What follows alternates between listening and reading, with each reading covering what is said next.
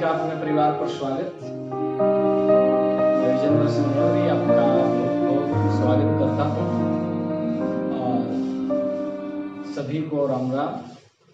जुड़ जाइए सभी लोग। तो अपने राजस्थान भूगोल पढ़ रहे हैं और राजस्थान भूगोल में अपना चैप्टर 2 चल रहा है, राजस्थान के भौतिक प्रदेश। और राजस्थान के भौतिक प्रदेश के 2 वीडियो पहले अपलोड किए जा चुके हैं। आज ये तीसरा वीडियो राजस्थान के भौतिक प्रदेश से जुड़ा हुआ है। तो साथियों, कल वाले वीडियो में मैंने एक चैलेंज क्वेश्चन दिया था और उस चैलेंज को सबसे पहले एक्सेप्ट किया, सेकंड टाइम उसने एक्सेप्ट किया है शिवालिका ने। तो शिवालिका आपको बहुत बहुत बधाई है फिर से। बाकी जो हो रहे हैं वो भी अधिक से अधिक कमेंट किया करें। जरूरी नहीं कि आप पहले ही एक्सेप्ट करें। जो वीडियो को पहले देखते हैं वो पहले एक्सेप्ट कर लेते हैं, बाद में देखते हैं बाद में। इसका मतलब ये नहीं कि अपने को चैलेंज एक्सेप्ट ही नहीं करना है। नाम लिख दें आप, है ना। जो भी आपको प्रश्न दिया जाता है उसके उत्तर वगैरह आप उसमें निरंतर लिखते रहें, ठीक है। चलो अपन शुरू करते हैं। उससे पहले कल का जो चैलेंज क्वेश्चन था वो ये था कि इर्ग क्या है, रेग क्या है और हम्मादा क्या है। तो साथियों, जैसा कि मैंने कल आपको बताया था, मरुस्थल, अब मरुस्थल में शुष्कता आधार होती है, ना पत्थर आधार होते हैं, ना ही कोई अपन कहें गर्मी या ठंड आधार होती है। मरुस्थल में आधार होती है शुष्कता। अगर वो शुष्क है, अगर 50 सेंटीमीटर से कम वर्षा वाला कोई भाग है तो निसंदेह रूप से मरुस्थल है। अब वो मरुस्थल हो सकता है शीत कटिबंध में हो सकता है कि वो मरुस्थल उष्ण कटिबंध में हो सकता है कि वो मरुस्थल है वो भूमध्य रेखा के पास क्यों नहीं हो सकता है कि वो मरुस्थल है किसी पहाड़ी वाले भाग में भी हो सकता है कि वो मरुस्थल किसी रेतीले भाग में भी हो सकता है। तो यहाँ 3 शब्द हैं। इर्ग का मतलब होता है जो मरुस्थल पूर्णतया रेतीला होता है, यानी पूर्ण रूप से रेतीला जो मरुस्थल है, वो मरुस्थल कौन सा है? इर्ग। रेग का मतलब पथरीला मरुस्थल, पथरीला मरुस्थल जहां पे कंकड़ पत्थर है वो मरुस्थल। और हम्मादा होता है चट्टानी मरुस्थल। हम्मादा कैसा मरुस्थल है? चट्टानी मरुस्थल। ये तो कल वाले चैलेंज क्वेश्चन का जवाब है और चैलेंज को सबसे पहले एक्सेप्ट किया शिवालिका शेखावत ने। बहुत बहुत बधाई है आपको। और आज देखते हैं चैलेंज को कौन एक्सेप्ट करता है, सबसे पहले कौन जवाब देता है। मिलते हैं वीडियो के लास्ट तक, देखते रहिए कौन सबसे पहले चैलेंज को एक्सेप्ट करता है। कल के वीडियो में उसका नाम लिया जाएगा। तो दोस्तों, अपन आज की क्लास को शुरू करते हैं। आज की जो अपनी क्लास रहेगी उससे पहले मैं थोड़ा सा पीछे से जोड़ना चाहूंगा आपको कल वाली क्लास से। कल अपन ने पढ़ा राजस्थान में भौतिक प्रदेश कितने हैं, तो अपना उत्तर आया राजस्थान के अंदर जो भौतिक प्रदेश है वो 4 है। जैसे मैं यहाँ पे छोटा सा एक राजस्थान बना के देता हूँ, ये अपना राजस्थान, और इसमें अपन इस वाले भौतिक प्रदेश की चर्चा कर रहे थे। इस वाले भौतिक प्रदेश का नाम मरुस्थल, और इस मरुस्थल के 2 भाग किए गए। ये वाला कैसा मरुस्थल है? ये वाला शुष्क मरुस्थल, और ये वाला जो मरुस्थल है ये कैसा है? अर्ध शुष्क मरुस्थल। तो दोस्तों, अपन ने बात की ये 50 सेंटीमीटर वर्षा रेखा, या फिर इसे अपन कह सकते हैं कि 500 मिलीमीटर वर्षा रेखा, जो राजस्थान को 2 भागों में बांटती है। ये पूरा राजस्थान है, इसके बीचों बीच से गुजरने वाली जो वर्षा रेखा है इसे अपन यूं कहें समवर्षा रेखा, जो राजस्थान को 2 भागों में बांटती है। अब दोस्तों, कई बार क्या होता है ना कि इस समवर्षा रेखा से एक विशेष प्रश्न और बन जाता है। मान लेते हैं आपके सामने ऑप्शन 40 भी है, 40 सेंटीमीटर और 60 सेंटीमीटर। अब ये भी 50 से 10 कम है, ये 50 से 10 ज्यादा है, फिर तो दोनों सही होने चाहिए। नहीं, अगर 40-60 आते हैं, 50 सेंटीमीटर नहीं आता, तो आपका उत्तर 40 होगा, क्योंकि 50 सेंटीमीटर से ऊपर तो मरुस्थल ही नहीं है। 50 से ऊपर हो जाएगा तो मरुस्थल की डेफिनेशन में ही नहीं आता। तो मरुस्थल की डेफिनेशन में 50 आ रहा है, 50 है नहीं, तो आप क्या करेंगे, 40 करेंगे।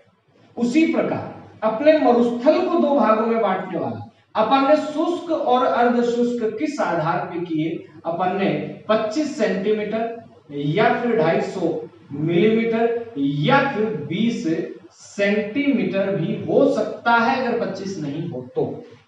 अब ये तो था वर्षा रेखा की बात। अब अपन बात करते हैं शुष्क जो मरुस्थल है, इस शुष्क मरुस्थल में दोस्तों अपन ने दो बातें की कि जो शुष्क मरुस्थल है जहां वर्षा 25 सेंटीमीटर से कम होती है, इसके दो भाग थे। एक भाग था बालू का स्तूप प्रदेश और दूसरा भाग था बालू का स्तूप मुक्त प्रदेश। अब ये जो दोनों भाग हैं, इनमें प्रश्न क्या बन रहा है, बोल करें। बालू का स्तूप प्रदेश है, ये कितने प्रतिशत भाग पे है, 58.50%। और बालू का स्तूप मुक्त प्रदेश कितने प्रतिशत भाग पे है, 41.50%। कल अपन ने बात की कि बालू का स्तूप यानी रेत का टीला, और इस रेत के टीले को साहित्य की भाषा में कहा जाता है धोरा, और इसे ही जैसलमेर की जो लोकल लैंग्वेज है जैसलमेर बाड़मेर की, वहां कहा जाता है धरियन। तो बालू का स्तूप, रेत का टीला, धोरा, धरियन शुष्क मरुस्थल का हिस्सा है। और शुष्क मरुस्थल के हिस्से में भागीदारी जो बालू का स्तूपों की है वो कितनी है, 58.50%। और बालू का स्तूप जो मुक्त प्रदेश है वो कितने हैं, 41.50। इसको अपन देखेंगे बाद में, पहले अपन बालू का स्तूप प्रदेश की चर्चा कर लेते हैं। ध्यान से देखते चलिएगा, जुड़िएगा मेरे साथ और एक एक चीज को समझते चलिए। अब बालू का स्तूप बन गए, ये किसका परिणाम है, बालू का स्तूप परिणाम है किस बात का, निक्षेप, यानी पवन के द्वारा निक्षेपण का जो परिणाम है वो क्या है, बालू का स्तूप। अगर दो विकल्प आ जाते हैं और वहां आपको ये अपर्दन शब्द भी मिल जाता है, अपर्दन का मतलब होता है कटाव और निक्षेपण का मतलब होता है जमा, इन दोनों का ही परिणाम है, लेकिन इन दोनों में अगर एक पूछा जाए तो अपना उत्तर क्या आएगा, निक्षेप। यानी बालू का स्तूप पवन के द्वारा निक्षेपण के कार्य का क्या है, परिणाम है। अब बालू का स्तूप कितने प्रकार के होते हैं, इनकी अपन लोग चर्चा करेंगे। प्रश्न आया कि निम्नलिखित में से कौन एक बालू का स्तूप का प्रकार नहीं है। जैसे कि मैंने लिखा, यहां मैं एक प्रश्न दे देता हूं, बालू का स्तूप का प्रकार नहीं है। पहला विकल्प मैंने दे दिया इंसेलबर्ग, दूसरा विकल्प मैंने दे दिया नेटवर्क, तीसरा विकल्प मैंने दे दिया परवलयिक, और चौथा विकल्प मैंने दे दिया नेबखा। अब है तो मरुस्थल से जुड़ी हुई बातें तो, लेकिन इंसेलबर्ग ये कोई बालू का स्तूप नहीं है, ये हवा के द्वारा अपर्दन के माध्यम से बनाई हुई एक स्थलाकृति है।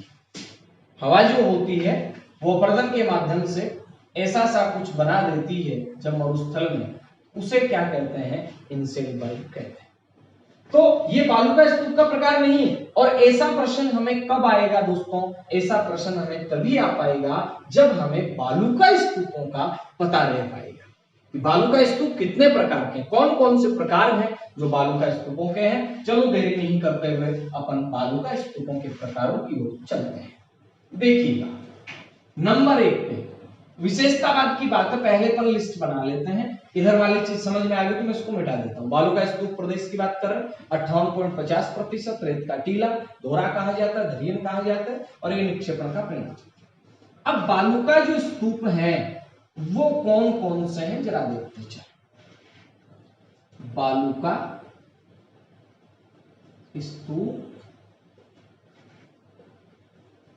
का प्रकार।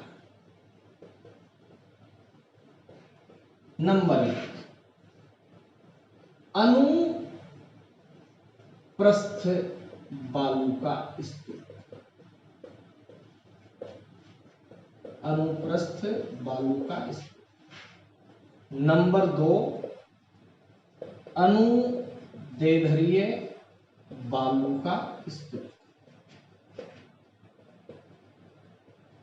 नंबर 3, बरखान। Number 4, network. नंबर 5, नेबखा। नंबर 6, शब्र काफीज। नंबर 7, तारानुमा। नंबर 8, परवलयिक पैराबोलिक। और दोस्तों नंबर 9 पे आपका आ जाएगा पूर्णिका या रिपी। इतने नाम याद कर लो राजस्थान की संख्या। हालांकि जब अपन ज्योग्राफी पढ़ेंगे फर्स्ट ग्रेड की, वहां बालू का स्तूप के और भी प्रकार है, द्रास वगैरह, वो यहाँ पे अपने को नहीं लिखना है। चलो मैं लिख देता हूं एक और नाम, द्रास। ये भी बालू का स्तूप का ही प्रकार। ये तो हो गया पहला प्रश्न, पहली टाइप कि निम्नलिखित में से कौन एक बालू का स्तूप का प्रकार नहीं है। ये नाम आपको दिखाई दे जाए तो ये बालू का स्तूप के प्रकार हैं, और इनके अलावा अगर आपको दोस्तों नाम दिखाई देता है तो वो बालू का स्तूप का प्रकार नहीं है। अगली बात, अनुप्रस्थ बालू का स्तूप क्या याद करना है। यहां डायग्राम नहीं आएंगे, हालांकि मेरे पास प्रोजेक्टर नहीं होता तो मैं यहां, अभी लॉकडाउन चल रहा है, आपको बिल्कुल स्लाइड दिखाता। ये वाला जो है यहां शब्द याद रखना है कि पवन की दिशा के समकोण पर, कहां पर, समकोण पर, बोले तो लंबवत, पवन की दिशा के समकोण पर जो बालू का स्तूप बनते हैं वो अनुप्रस्थ बालू का स्तूप बोलते हैं, जबकि पवन की दिशा के समानांतर जो बालू का स्तूप बनते हैं वो कौन से होते हैं, अनुदैर्ध्य होते हैं। समानांतर बनते हैं, अनुदैर्ध्य को बिल्कुल ये सीधी रेखा टाइप में बनाएंगे, ठीक है, यानी पवन चल रही है, ये से पवन का मार्ग है, इधर रेत का जमाव, इधर रेत का जमाव, तो इन वाले बालू का स्तूपों को क्या कहा जा सकता है, इन वाले बालू का स्तूपों को रेखीय बालू का स्तूप भी कहा जा सकता है, इन वाले बालू का स्तूपों को लाइनर बालू का स्तूप भी कहा जा सकता है। ये समानांतर हैं, ये रेखीय हैं, ये लाइनर हैं, और ये पवन जिस तरफ चलती है उसी तरफ बनते हैं, तो इन बालू का स्तूपों को पवनानुवर्ती बालू का स्तूप भी कहा जाता है। अनुदैर्ध्य बालू का स्तूप, समानांतर बालू का स्तूप है, रेखीय बालू का स्तूप है, लाइनर बालू का स्तूप है, पवनानुवर्ती बालू का स्तूप है। और जरा गौर करना मेरी बात पे, आपको कुछ किताबों के अंदर सिर्फ जो नाम हो बरखान में लिखा मिलेगा, जो बिल्कुल ही सही नहीं है। सिर्फ जो बालू का स्तूप है ये अरब क्षेत्र में, अफ्रीका क्षेत्र के अंदर अनुदैर्ध्य बालू का स्तूप को कहा जाता है बरखान। बरखान है अर्धचंद्राकार, अर्धचंद्राकार, अर्धचंद्राकार कह सकते हैं अपन, जूती के आकार का कह सकते हैं। यानी बरखान जो बालू का स्तूप है उसकी शेप कुछ इस प्रकार से बनती है, और इसमें जो पवन है वो इस तरफ से आती है, ऐसे आती है। यानी इसका जो पवन मुखी ढाल, जिधर पवन का मुख है, जरा गौर करना, जिधर पवन का मुख है ये वाला जो ढाल है ये क्या है, ये मंद ढाल है। और जिधर पवन का विमुख है, जिधर पवन का विमुख है, इधर से पवन जा रही है तो ये तो पवन का मुख वाला ढाल है। ये वाला ढाल क्या होता है, इसका तीव्र ढाल। कौन से बालू का स्तूप की बात कर रहे हैं, बरखान की बात कर रहे हैं। बरखान अर्धचंद्राकार बालू का स्तूप है, जूती के आकार का बालू का स्तूप है। ये तीव्र ढाल इसका कौन सा, पवन विमुखी, ये है पवनमुखी, पवनमुखी पवन विमुखी ढाल तीव्र है। जरा गौर करें, ये कट भी बना हुआ है इसके अंदर, उसी के आधार पर ये इस बालू का स्तूप की जो सबसे महत्वपूर्ण विशेषता है वो क्या है, जरा गौर करें। ये वाला बालू का स्तूप मोमेंट बहुत करता है, गति बहुत करता है, और गति बहुत करता है, इसी कारण इस बरखान को क्या कहा जाता है, सर्वाधिक गतिशील बालू का स्तूप कहा जाता है। तो प्यारे साथियों, अगर आपसे ये पूछ लिया जाता है कि सर्वाधिक गतिशील बालू का स्तूप कौन सा है, तो आप लोगों का उत्तर आएगा सर्वाधिक जो गतिशील बालू का स्तूप है वो कौन सा है, बरखान। यानी बरखान सबसे ज्यादा गतिशील बालू का स्तूप है, अर्धचंद्राकार है, जूती के आकार का है। इस वाले पार्ट के ऊपर क्या है, ढाल कम है, और इस वाले पार्ट के ऊपर ढाल क्या है, ज्यादा है। अगली बात, बरखान है, बरखान से जैसे ही आगे चले, मैंने कहा सर्वाधिक गतिशील और सर्वाधिक विनाशकारी। जैसे मैं यूं कहूं, यहां पे ये बालू का स्तूप है, ऐसे ये बना हुआ है। अब ये बालू का स्तूप जब यहां आएगा, ऐसे बना देता हूं, जब ये यहां आएगा, मान लेते हैं यहां पे कोई वनस्पति है, ये चित्र बना रहे हैं, मरुस्थल में बड़े व्यापक स्तर पे क्रियाएं होती हैं। क्या ये वनस्पति इस वाले बालू का स्तूप को नीचे दबके नहीं रह जाएगी, रह जाएगी।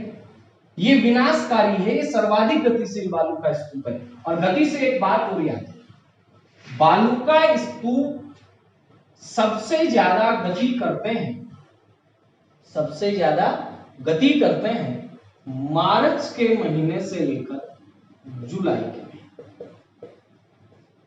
कहां से लेके कहां तक, मार्च के महीने से लेके जुलाई के महीने। और इस बात को कहा क्या जाता है, मार्च ऑफ रेगिस्तान। अब आप कहेंगे मार्च है, ये वाला मार्च महीना नहीं, मार्च का मतलब चलना, मार्च ऑफ रेगिस्तान, रेगिस्तान का चलना। रेगिस्तान का चलना क्या कहलाता है, मार्च ऑफ रेगिस्तान।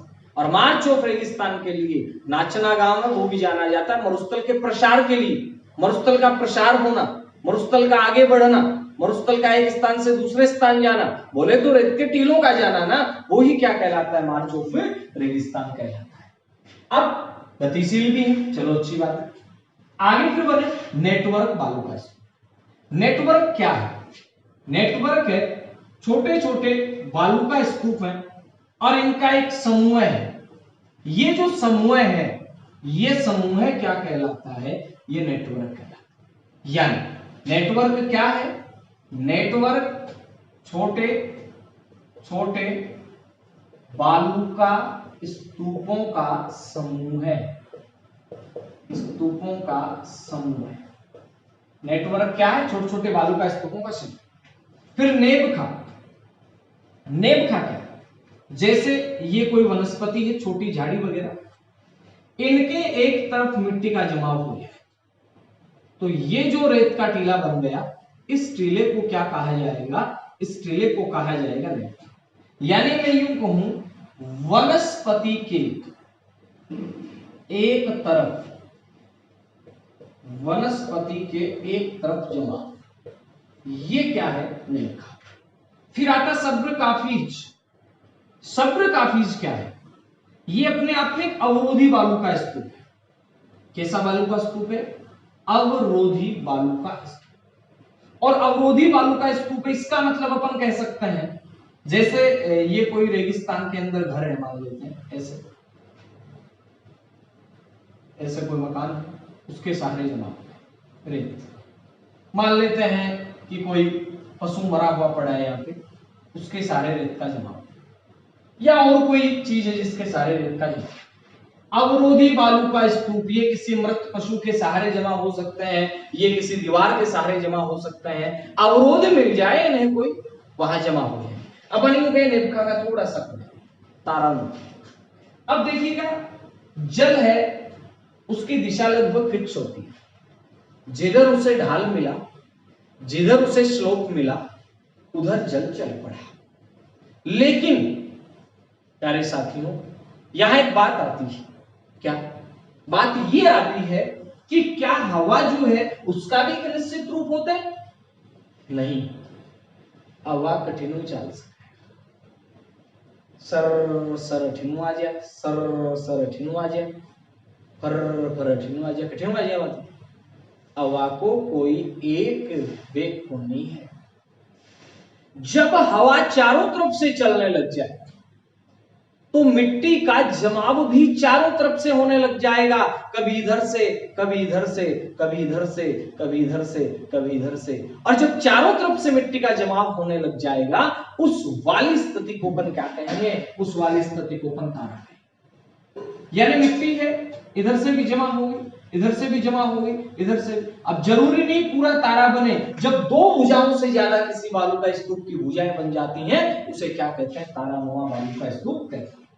परवलिक या पैराबोलिक कोई विशेष नहीं, ये महिलाओं के हेयर पिन की तरह, महिलाओं के हेयर पिन की तरह ये होता है परवलिक या पैराबोलिक। उर्मिका या रिपिल ये क्या है?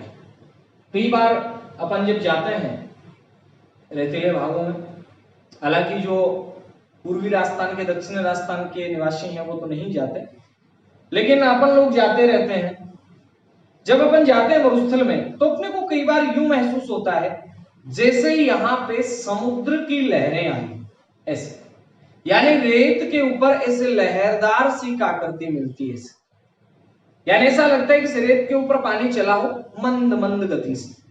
तो जहां मंद मंद हवाएं चलती हैं वहां पे वो जो लहरदार आकृति बनती है, उस लहरदार आकृति को मित्रों क्या कहा जाता है? उर्मिका या रिपिल। यानी मंद प्रवाह के कारण, किसके कारण?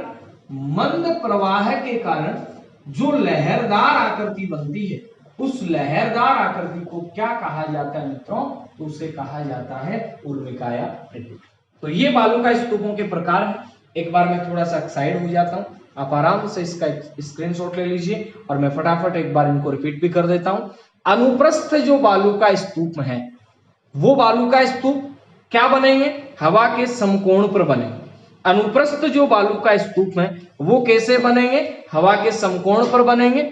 और अनुप्रस्थ जो बालू का स्तूप है इसके बाद में अनुदैर्ध्य बालू का स्तूप समानांतर बनेंगे। फिर आगे चलते हैं बरखान, अर्धचंद्राकार जूती, नेटवर्क है, छोटे छोटे बालू का स्तूपों का समूह है, नेबखा है वनस्पति के एक तरफ जमाव, सब्र काफी अवरोधी कहते हैं, तारानुमा जब हवा चारों तरफ से आने लग जाए, परवलिक या पैराबोलिक है, और उर्मिका या रिपिल। अब दोस्तों अपन इनके क्षेत्रों की बात करेंगे कि इनके जो क्षेत्र हैं वो कौन कौन से हैं, एक बार देखते चलिए। अनुप्रस्थ बालू का स्तूप, ये स्क्रीनशॉट ले लिया होगा आपने, चलते। अनुप्रस्थ जो बालू का स्तूप है ये दोस्तों पाए जाते हैं एक तो बीकानेर में। कहां कहां पाए जाते हैं? बीकानेर में पाए जाते हैं, और रावतसर में पाए जाते हैं, और जेतसर में पाए जाते हैं। बीकानेर है, रावतसर है, जेतसर है, उस क्षेत्र में कौन से बालू का स्तूप है? अनुप्रस्थ। अब आपका प्रश्न बनेगा गुरुजी क्या ऐसे प्रश्न आते हैं? बिल्कुल आते हैं भाई साहब, ऐसे प्रश्न बिल्कुल आते हैं। अभी आरपीसी ने पूछा कई परीक्षाओं में, अनुदैर्ध्य जो बालू का स्तूप है ये कहां पाए जाते हैं? ये बाड़मेर के अंदर पाए जाते हैं, जैसलमेर में पाए जाते हैं, और जोधपुर में पाए जाते हैं। कौन से बालू का स्तूप? जोधपुर में तो सभी प्रकार के बालू का स्तूप पाए जाते हैं। अगर प्रश्न ये आ जाए ना आपसे कि ये सभी प्रकार के बालू का स्तूप कहां पाए जाते हैं, तो आपका उत्तर जोधपुरी बनेगा। सभी प्रकार के बालू का स्तूप कहां पाए जाते हैं? जोधपुर। अब आगे चलते, बाड़मेर, जैसलमेर, जोधपुर, कुछ बीकानेर का भाग। बरखान, बरखान में मैं आपको बता दूं दो स्पेशल गांव याद रखना। बरखान में दो स्पेशल गांव, एक तो चूरू का भालेरी नाम का गांव, चूरू का भालेरी नाम का गांव है। भालेरी कहां पे? चूरू में। और चूरू के भालेरी के बाद में एक ओसिया नाम का गांव आता है जोधपुर। इन दोनों गांवों के अंदर कौन सा बालू का स्तूप? बरखान। बरखान ही लगभग परीक्षाओं में आता है, और अगर इसका क्षेत्र पूछा जाए तो कौन सा आएगा? शेखावाटी। यानी बरखान बालू का स्तूप कौन से क्षेत्र में? शेखावाटी क्षेत्र में। हालांकि मरुस्थल में लगभग है, लेकिन स्पेशल दो गांव भालेरी चूरू का और ओसिया जोधपुर का। नेटवर्क, हरियाणा जो अपना आता है राज्य, उस हरियाणा की सीमा के सहारे से नेटवर्क कहां पाया जाएगा? हरियाणा की सीमा के सहारे। हरियाणा की सीमा के सहारे जो बालू का स्तूप है वो कौन सा है? नेटवर्क है, नेबखा है। ये वनस्पति के एक तरफ जमाव से लगभग मरुस्थल में सब्र काफिज का विशेष क्षेत्र है। सब्र काफिज पुष्कर में पाए जाते हैं, पुष्कर के बाद में बूढ़ा पुष्कर में पाए जाते हैं। बूढ़ा पुष्कर पुष्कर दोनों अजमेर के अंदर ही है, ठीक है।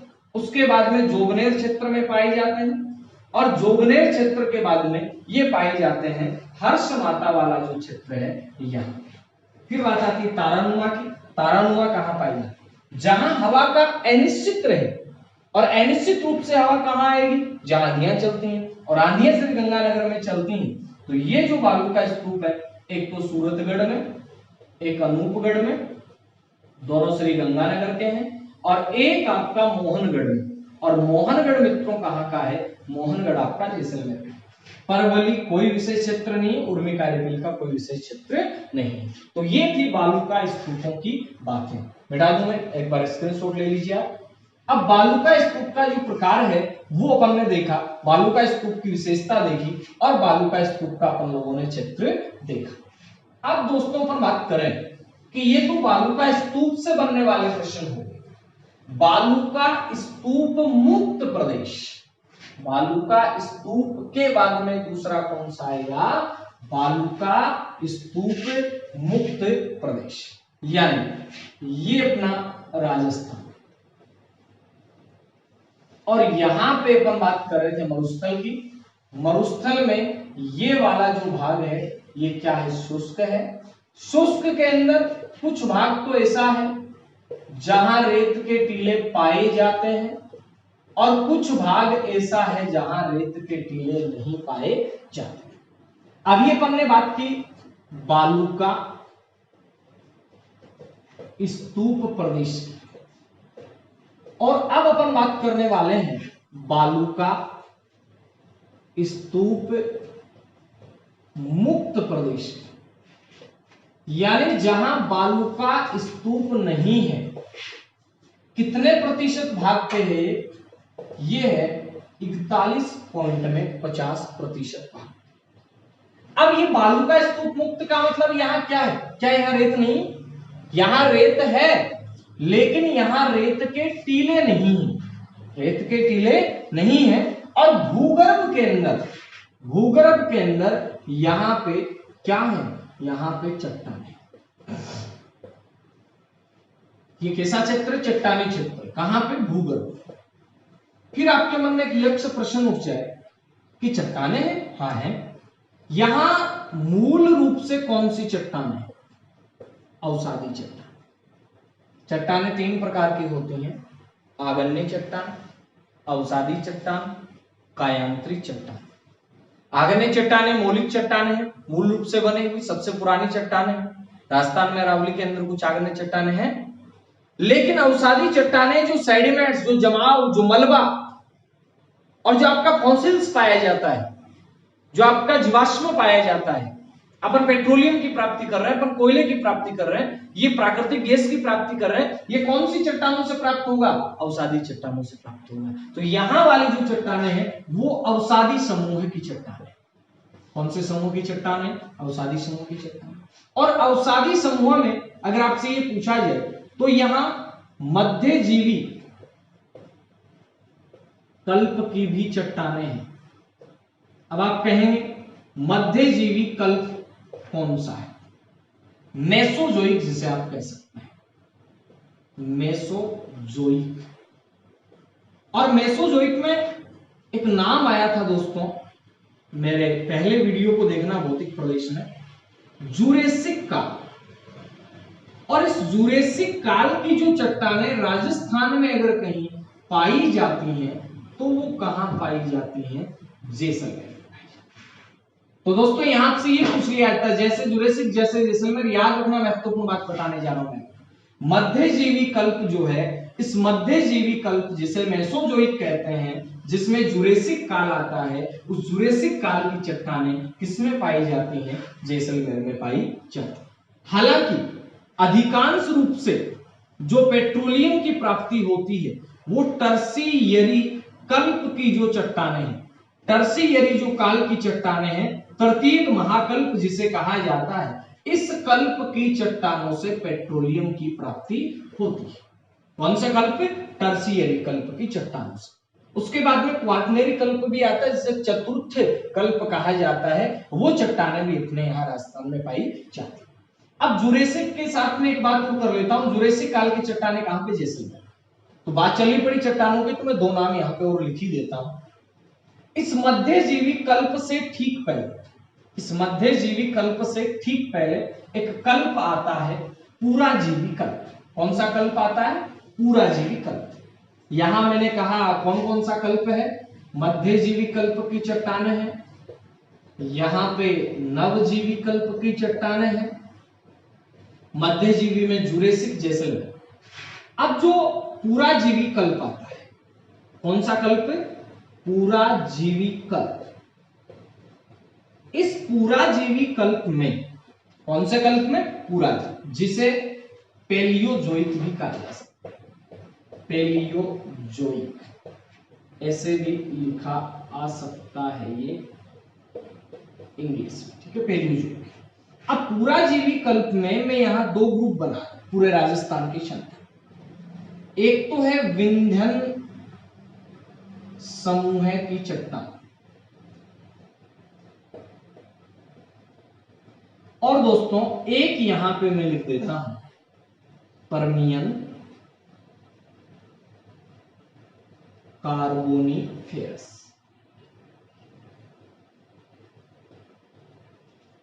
विंध्यन समूह की जो चट्टान है, कौन से समूह की चट्टान? विंध्यन समूह। ध्यान देना, ये बातें सब्जेक्ट की बातें हैं, अंदर से निकल के आई हुई बातें, और ये मैं इसलिए चर्चा कर रहा हूं क्योंकि वर्तमान में कंपटीशन में ऐसे प्रश्न आने लग गए हैं। देखते हैं, विंध्यन समूह की चट्टान राजस्थान में किधर से की? ये दोस्तों आप देखते हैं, ये पूर्वी राजस्थान आता है, दक्षिणी राजस्थान। विंध्यन समूह की चट्टानें, फिर मैं लिख रहा हूं विंध्यन समूह की चट्टान। कौन से समूह की चट्टानें? विंध्यन समूह। विंध्यन समूह की चट्टानें चित्तौड़गढ़ में निम्बाहेड़ा से लेकर, कहां से लेकर? निम्बाहेड़ा से लेकर के चित्तौड़गढ़, कोटा, आगे चले कोटा, आगे करौली, आगे चले सवाई माधोपुर, करौली, धौलपुर, यूपी, बिहार, और बिहार के अंदर एक क्षेत्र आता है सासाराम या सहसाराम जिसे कहा जा सकता है। सहसाराम बिहार तक जो फैला हुआ चट्टानी समूह है वो कौन सा है? विंध्यन समूह है। कौन सा समूह? विंध्यन समूह। और इसी विंध्यन समूह की कुछ चट्टानें ये पाई जाती हैं मरुस्थल। एक तो विंध्यन समूह ये हो गए, और दूसरा मरुस्थल में पाया जाता है विंध्यन समूह। उसमें एक तो आता नागौर बेसिन। कौन सा बेसिन? नागौर बेसिन। वो बेसिन है, बेसन को नहीं है। नहीं, बेसिन किसे कहते हैं? चने की दाल से जो प्रोडक्ट प्राप्त होता है उसे बेसिन कहते हैं ना। ओ बेसिन है, बेसिन यानी कि विशेष क्षेत्र। नदी के तंत्र में बात करते हैं अपन तो नदी का अपवाह क्षेत्र बेसिन है, और यहाँ एक विशेष क्षेत्र है। अब नागौर बेसिन, और नंबर 2 पे बिरमानिया बेसिन। कौन सा बेसिन? बिरमानिया बेसिन। प्रश्न बन जाए कि नागौर बेसिन व बिरमानिया बेसिन, ये दोनों के दोनों बेसिन ये कौन से समूह से जुड़े हुए हैं? तो आपका उत्तर आएगा विंध्यन समूह से जुड़े। चलो ठीक बात। अब आता है पर्मियन कार्बोनिफेरस। बिरमानिया बेसिन ये कहां पे? जैसलमेर में, और नागौर बेसिन नागौर में। फिर आगे चले, पर्मियन कार्बोनिफेरस में दो आए। एक तो आएगा बाप बोल्डर्स, यानी बाप बोल्डर्स। बोल्डर जहां पे आ जाए वहां हिमानी से कोई ना कोई जुड़ा हुआ है। बाप बोल्डर्स समूह की चट्टानें राजस्थान के किस जिले में पाई जाती? तो बाप बोल्डर समूह की जो चट्टानें हैं वो राजस्थान के जोधपुर जिले में पाई जाती। प्रश्न यहां यह भी बन सकता है कि राजस्थान के किस जिले के अंदर आपके हिमानी अवक्षेप के साक्ष्य मिले हैं? तो हिमानी अवक्षेप के जो साक्ष्य हैं वो राजस्थान के जोधपुर जिले में मिले हैं, और जोधपुर जिले में कहा? बाप बोल्डर्स। अब बाप बोल्डर्स के बाद में एक ग्रुप और बनता है जोधपुर में, और ये जो ग्रुप बनेगा ये बनता है भादुरा बालू कास्म। कौन सा बनता है? भादुरा बालू कास्म। भादुरा बालू कास्म। प्रश्न क्या बनेगा यहां से? भादुरा बालू कास्म जो है ये कोई विशेष नहीं है, इसी का प्रकार है चट्टान का। ये कहां से कहा? यानी ये भादुरा गांव के उत्तर से लेकर और हरबंस गांव तक फैला हुआ है, और ये दोनों गांव हैं कहां पे? जोधपुर में। भादुरा गांव के उत्तर से लेकर हरबंस गांव तक कौन सा फैला हुआ है? भादुरा बालू कास्म में फैला। अब एक बार समझने की कोशिश कीजिए। मध्यजीवी कल्प है, इसमें एक का नाम आएगा जुरेसिक। जुरेसिक काल की चट्टानें राजस्थान में कहां पाई जाती है? जैसे कहानी खत्म। फिर नवजीवी कल्प है, कोई विशेष बात याद नहीं रखनी है। टर्शियरी काल है, टर्शियरी काल तृतीय कल्प है जहां पेट्रोलियम मिलता है। इस मध्यजीवी से पहले वाला कल्प पूरा है, पैलियोजोइक कहा जा सकता है। इस पैलियोजोइक में विंध्यन समूह की चट्टान जो अपने राजस्थान के अंदर निम्बाहेड़ा से लेकर के और करौली धौलपुर देते हुए चली जाती हैं बिहार के सासारामा क्षेत्र में, इसी विंध्यन समूह की चट्टानें नागौर बेसिन और बिरमानिया बेसिन। फिर आता है इसी पुराजीवी कल्प का पहला पार्ट विंध्यन है, दूसरा पार्ट पर्मियन कार्बोनिफेरस। और पर्मियन कार्बोनिफेरस में बाप बोल्डर्स, बाप नाम का गांव है जोधपुर के अंदर, बाप बोल्डर्स जो समूह है उसकी चट्टानें जोधपुर में, और भादुरा बालू कास्म में ये भादुरा गांव से लेके हरबंस गांव तक पाया जाता है। एक बार आप इसका स्क्रीनशॉट ले लीजिए। अब दोस्तों आगे जैसे अपन चलते हैं, इसके बाद में कि ये वाला जो आप देख रहे हैं नंबर 1 पे देखें, बालू का स्तूप मुक्त प्रदेश देख रहे हैं। बालू का स्तूप जो मुक्त प्रदेश है ये क्या है? तो आपका उत्तर बनेगा बालू का स्तूप जो मुक्त प्रदेश है ये मुक्त प्रदेश ऐसा है जहां चट्टानें पाई जाती। चलो आगे चलते हैं। अब बालू का स्तूप मुक्त प्रदेश में और क्या है? चट्टानें ही है, और भी कुछ है? हाँ बिल्कुल और भी कुछ है। इस वाले क्षेत्र में साथियों क्या क्या और विशेष प्रश्न बन सकते? ध्यान देंगे मेरी बात पे। ये वाला क्षेत्र है, देख रहे हैं, इसमें मरुस्थल, मरुस्थल के 2 भाग, और इस भाग की अपन बात करें। शुष्क था ये पूरा, शुष्क के 2 भाग किए।